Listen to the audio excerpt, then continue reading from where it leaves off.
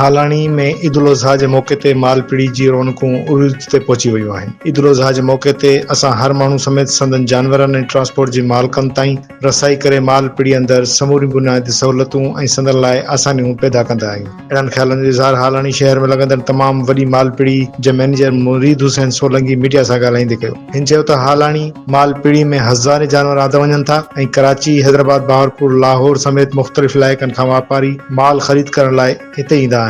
इन्हनि जी रिहाइश ऐं जान और माल जी हिफ़ाज़त लाइ असांजा 100 खां मथे मुलाज़िम इन्हनि जी हिफ़ाज़त लाइ गॾु हूंदा आहिनि। ट्रांसपोर्ट समेत वापारियुनि, विकिरो कंदड़नि तोड़े ख़रीद कंदड़नि ॿिन्ही धुरियुनि जी लिखत लाइ घणो रेट मुक़ररु नाहे, मुनासिब पर्ची कटींदा आहियूं। अचो त इन सिलसिले में ॾिसूं था हालाणी मां इकबाल गाडेई जी ही रिपोर्ट। माल हिते सुठो थो अचे, इंटरनेशनल पीढ़ी आहे, सिंध जी वॾे में वॾी पीढ़ी आहे। हिते तमामु बहितरीन निज़ाम आहे, मालिकनि जो बि सुठो निज़ाम आहे, ठेकेदार बि तमामु भला आहिनि, कंहिंसां नाजाइज़ी न आहे।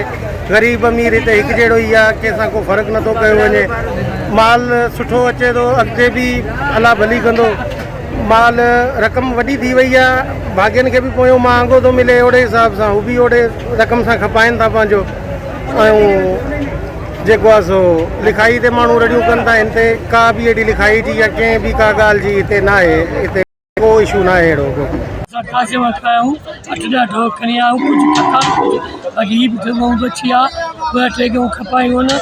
महंगाई भी घणी आ, अल्लाह कंदो ही ना कंदी, उसा मां ठाईंदा गोश्त दुआऊं कंदा।